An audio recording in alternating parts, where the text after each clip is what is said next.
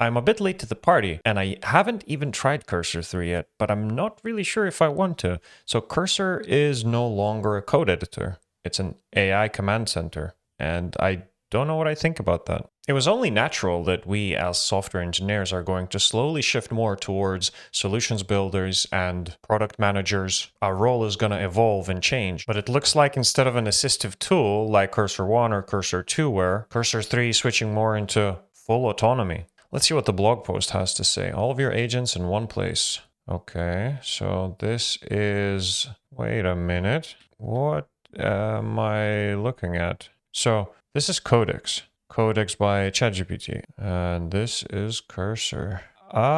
Is that the new trend? Are we now just moving more towards chat windows where autonomous parallel agents are running in the background, performing tasks for you? And you can also hand off to the cloud. I mean, fair enough. I guess they don't necessarily want to get left in the dust if that is the new way of performing agentic engineering. But if this is the new way, Cursor 3, this AI chat interface looking thing, then what happens to their autocomplete models and stuff? I remember they were speaking about how much engineering effort they have put and spent in actually engineering their tab autocomplete and how they've had to invent some custom technology for such a quick autocomplete because no models were fast enough to just instantly come up with a tab autocomplete for you. Also, it wasn't just tab autocomplete, it was all sorts of suggestive tools that developers were benefiting from. But it looks like now Cursor has become a chat window where you can ask it for a task to be completed. You can hand it off to the cloud. Seems like you can bring it back to local. You can merge PRs, look at the diffs. I mean, fair enough. So this is pretty much a command center for AI assisted engineering or AI assistant building of things. I'm not even sure how engineering this is becoming. Seems like you'll be able to add plugins from the marketplace. Again, very similar to Codex, seems like. And that's about it. If you want to get the new interface, type in CMD Shift P and agents window. Very interesting. So I wonder if this was why they kind of added those agent mode, editor mode in VS Code. And then eventually they kind of took that functionality away and then they made VS Code customizable again. And then like there was some controversy about people just saying, hey, like I did like what you were doing. I did like the agents mode and then I did like the editor mode where there was a clear distinction between the two. And there were some stuff where people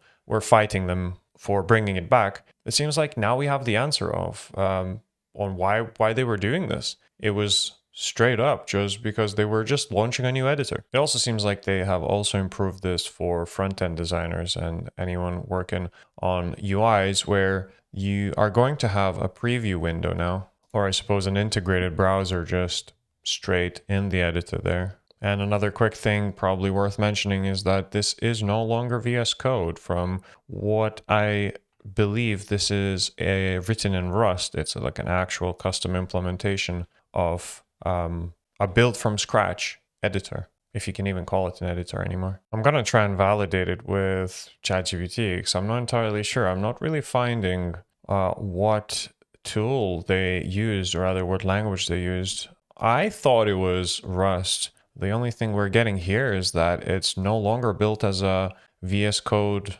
fork or a VS Code extension. So watch this space. We're gonna have to clarify these assumptions. This was just an extremely quick introduction into Cursor 3 and my thoughts, and I'm not really sure whether I'm going to try it or whether I'm going to stick with the actual familiar VS Code based Cursor interface. There's also Cursor Agent, or rather the Cursor Agent CLI. I've used it a couple of times. I remember this was released in and around the craze of the whole, Gemini CLI and all of the kind of CLI tools being very popular.